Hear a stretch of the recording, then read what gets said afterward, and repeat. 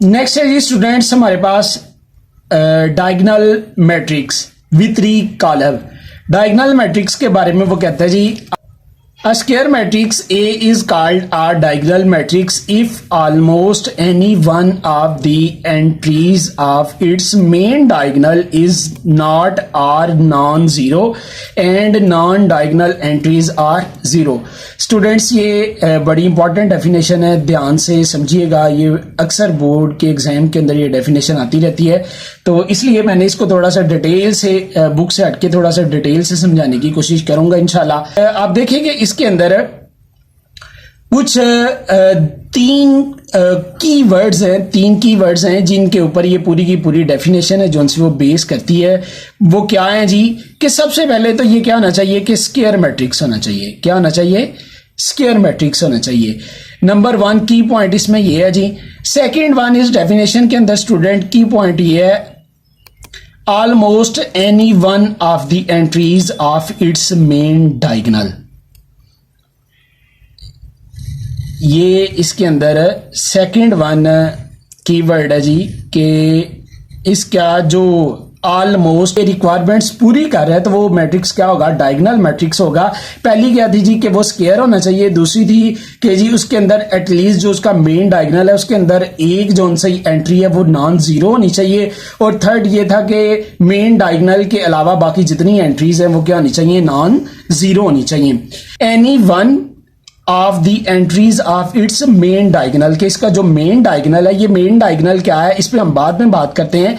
तो इसका जो मेन डायगोनल है उसमें से कोई एक जो एंट्री है वो क्या होनी चाहिए जी?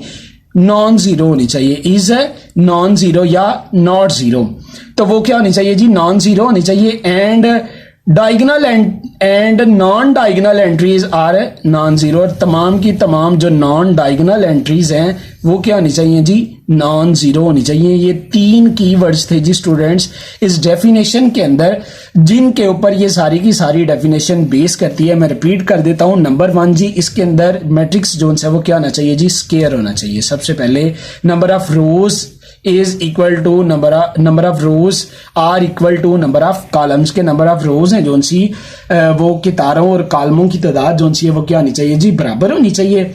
और इसका जो मेन डायगोनल है उसके अंदर कम से कम एक जो रुकन है वो क्या होना चाहिए? नॉन जीरो होना चाहिए। सारे भी नॉन जीरो हो सकते हैं लेकिन कम से कम एक जो है वो नॉन जीरो होना चाहिए। और थर्ड इसका कीवर्ड ये है कि non diagonal entries are zero, के डायगोनल के अलावा जितनी भी एंट्रीज हैं वो क्या होनी चाहिए जी? जीरो होनी चाहिए। सबसे पहले हम ये जो मेन डायगोनल है इस पे बात करते हैं। क्या है ये मेन डायगोनल जो सा ये क्या चीज है, उसके बाद हम इसकी एग्जांपल पे चलते हैं। और मुझे उम्मीद है कि एग्जांपल के बाद अगर आपके ज़हन में किसी किस्म की कोई क्यूरी है तो क्लियर हो जाएगी इंशाल्लाह। Main diagonal is the set of the entries that extended from the top left to the bottom right of the matrix. वो कहता है कि मेन डायगोनल एक ऐसा डायगोनल है जिसके बाएं तरफ का ऊपर वाले कोने से लेके नीचे वाला जो दाएं तरफ का जो नीचे वाला कोना है वहां से ये जो कॉर्नर वाइज जो एंट्रीज बनती हैं वो क्या बनती हैं जी? मेन डायगोनल बनती हैं। जैसे कि अगर हम ये जो M है एक मैट्रिक्स, इसके अंदर एग्जांपल में अगर हम देखें तो ये इसके अंदर मेन डायगोनल है जी। इनको मैं हाईलाइट कर दूं फिर मैं डेफिनेशन को दोबारा से पढ़ता हूं। पढ़ के ये जो मैंने अभी ये पेंसिल के साथ में हाईलाइट कर रहा हूं तो फिर मैं इसके मुताबिक आपको इंशाल्लाह एक्सप्लेन करूंगा कि ये जो मैंने हाईलाइट किया है वो जो हमने मेन डायगोनल की डेफिनेशन पढ़ी है तो ये हमारे पास इसका मेन डायगोनल है जी। तो मेन डायगोनल पे मैं स्टूडेंट्स वापस आता हूं जी।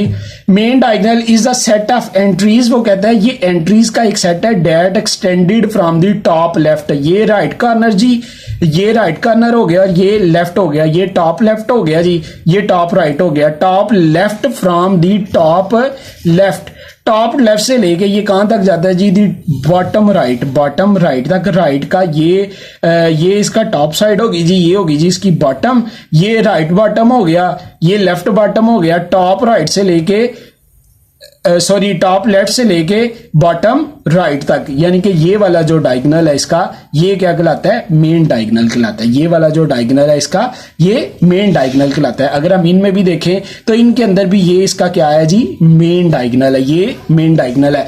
अब आते हैं जी हम स्टूडेंट्स अपनी डेफिनेशन की तरफ वापस। उस डेफिनेशन को अपनी इन एग्जांपल्स के साथ मैच आउट करते हैं। उसके अंदर हमने 3 कंडीशंस पढ़ी थी, 3 कीवर्ड्स पढ़े थे कि अगर कोई मैट्रिक्स इन 3 की, स्टूडेंट्स अपनी एग्जांपल के अंदर देखते हैं तो ये एम हमारे पास एक मैट्रिक्स है जिसके अंदर 2 और 3 ये मेन डायगोनल के अंदर ये इसकी एंट्रीज हैं, ये इसके अरकान है और ये दोनों क्या है? नॉन जीरो हैं। और इसके अलावा बाकी दोनों जो एंट्रीज हैं अपर और ये डाउन, ये दोनों जो एंट्रीज हैं ये क्या है? जीरो है। तो ये जो सा मैट्रिक्स है ये हमारी डेफिनेशन की तीनों रिक्वायरमेंट्स को पूरा कर रहा है। आगे है जी एन के अंदर ये जो सा है इसके अंदर भी मेन डायगोनल है, जो सा मेन डायगोनल के अंदर ये दोनों एंट्रीज जो सी नॉन जीरो है और ये ऊपर और नीचे दोनों जो एंट्रीज हैं इसकी ये क्या है जी? जीरो है। ये भी हमारी डेफिनेशन की रिक्वायरमेंट को मीट कर रहा है, तो ये भी हमारा क्या है जी? डायगोनल मैट्रिक्स है। आगे हम इन 3 के अंदर देखते हैं। इनके अंदर ये मैंने थोड़ा सा बुक से हटके ये मैट्रिक्स डिजाइन किए हैं।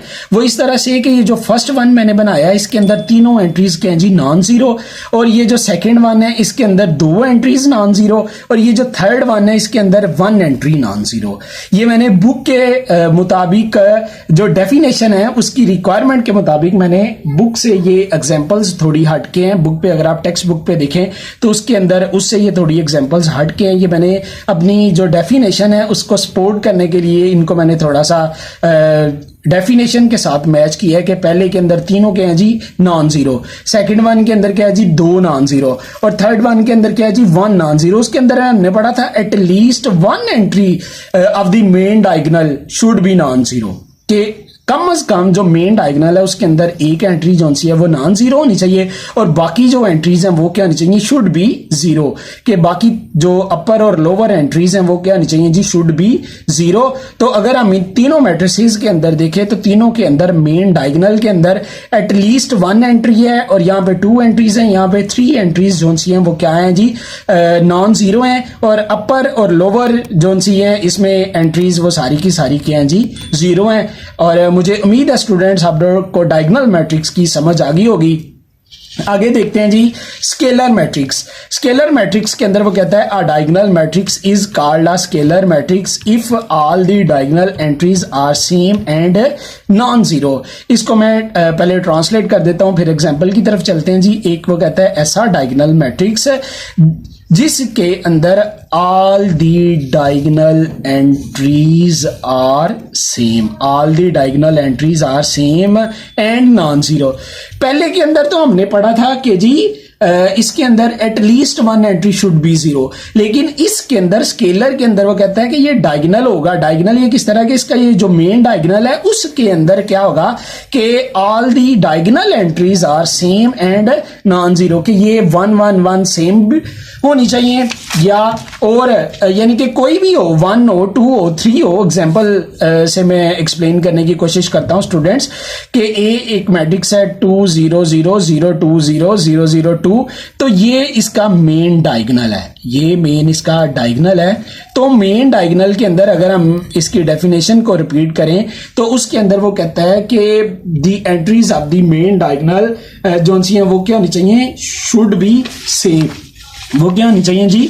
यहाँ पे अगर हम इसकी डेफिनेशन को देखें तो डेफिनेशन के अंदर वो कहता है कि all the entries of are same and non zero, के जो इसका मेन डायगोनल है उसकी एंट्रीज हैं जो सी वो क्या होनी चाहिए? सेम भी होनी चाहिए और नॉन जीरो भी होनी चाहिए। लास्ट डेफिनेशन है स्टूडेंट्स हमारे पास आइडेंटिटी मैट्रिक्स वाहदानी column. A diagonal matrix is called identity और unit matrix if all the diagonal entries are 1 it is denoted by I। वो कहता है कि जो हमने पीछे स्केलर मैट्रिक्स की डेफिनेशन पढ़ी उसके अंदर उसने सिर्फ ये रिक्वायरमेंट रखी थी स्टूडेंट्स के तमाम डायगोनल एंट्रीज जो सी हैं वो क्या होनी चाहिए? Should be same. उसके अंदर उसने स्पेसिफाइड नहीं था किया कि 1 हो 2 हो 3 हो 4 हो क्या हो, लेकिन उसने सिर्फ ये कहा था कि क्या होनी चाहिए? सेम होनी चाहिए। लेकिन इसके अंदर वो कहता है all the entries of the diagonal should be क्या होनी चाहिए, 1 होनी चाहिए। All the diagonal entries should be 1, कि इसके अंदर जो मेन डायगोनल है उसकी जो एंट्रीज हैं वो क्या होनी चाहिए, 1 होनी चाहिए, और बाकी क्या होंगे जी, 0 होंगे। ये मेन डायगोनल की जो एंट्रीज हैं वो क्या होनी चाहिए जी, 1 होनी चाहिए, और बाकी क्या होंगे, 0। ये एक 1 रो 1 ही कॉलम है, इसका यही मेन डायगोनल है जी, इसके अंदर क्या है जी, 1 है।